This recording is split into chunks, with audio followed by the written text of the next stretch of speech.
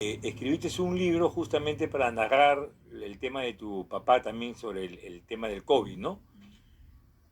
Sí, es un libro de duelo, que es un cuento Ah, que está cuento. dirigido, sí es un cuento que está dirigido, cuento basado en la vida real, que es un cuento de duelo, de drama, donde narra la partida de mi papá, lo que transcurre en 2 días, pero que parece que transcurriera en meses, porque fue 2 días de terror, y que he tratado de juntar la experiencia de mi papá muriéndose en una sala de la casa con doble oxígeno, boca y nariz, y he juntado eso con lo que vivieron los peruanos que no pudieron comprar un balón de oxígeno, con el maltrato que ha habido de algunas personas de salud.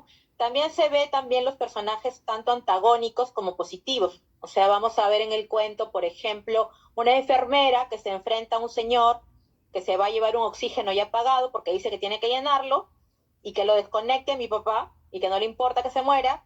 Y se va a ver una enfermera que se mete en el hecho mientras para defender la vida humana de mi papá, mientras se va a ver casos de enfermeras que lo contrario, que no le importa si no les pone la medicina a la hora. Entonces se va a ver el personaje bueno de la enfermera, cómo sacrifica casi su vida al pelearse con un señor que se quiere llevar el oxígeno antes de tiempo, y se va a ver los dos lados de la moneda, ¿no? El bien y el mal en su máxima expresión, en el personal de salud, ¿no?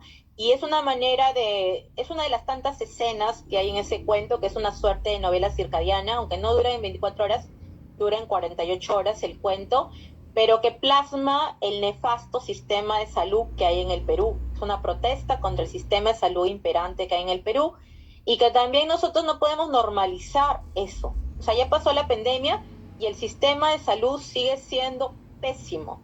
Como peruanos no podemos normalizar eso, tenemos que exigir dignidad, calidad de vida. Hasta ahora siguen las citas postergadas para los enfermos de diabetes, los enfermos de traumatología, todo está postergado, la contaminación en los hospitales, o sea, claro, hay buenos médicos, nadie lo duda, a mi papá también le han tocado buenos médicos, ha tenido de los dos lados, ¿no? Gracias a Dios la mayoría de médicos del Hospital Azarte cuando lo operaron hace años fueron buenos, pero siempre hay dos o tres personal de salud que hacen cosas que uno pues se queda asombrado, ¿no? Que no tienen vocación, ¿no? Y que no parecen carniceros en lugar de parecer médicos, ¿no? Disculpa que hable así, pero a mí me gusta decir las Sí, está cosas bien. tal cual, porque somos seres humanos y no se trata que porque ya murieron, no sé, en la libertad más de 1000 personas, que muera uno más no pasa nada. No, no, no, son vidas humanas, ¿no?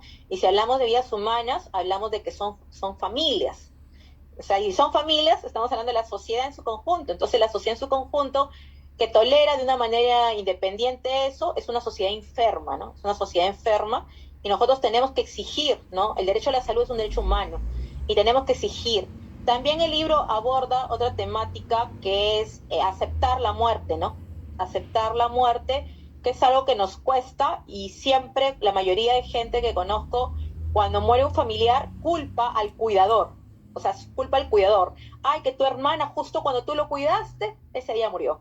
O tu mamá cuando tú, siempre culpan al cuidador de la muerte, ¿no? Entonces, o tú porque estás en el extranjero, no viniste, por tu culpa murió. Entonces, siempre buscan culpar. Entonces, la muerte, aunque nos duela en el alma, es una realidad por la que todos vamos a pasar, y en nuestro entorno algunos de nosotros van a irse antes que nosotros. Entonces, culpar al cuidador lo único que hace es empeorar el duelo y crear daños emocionales a los que han estado cerca de nuestros seres queridos, ¿no?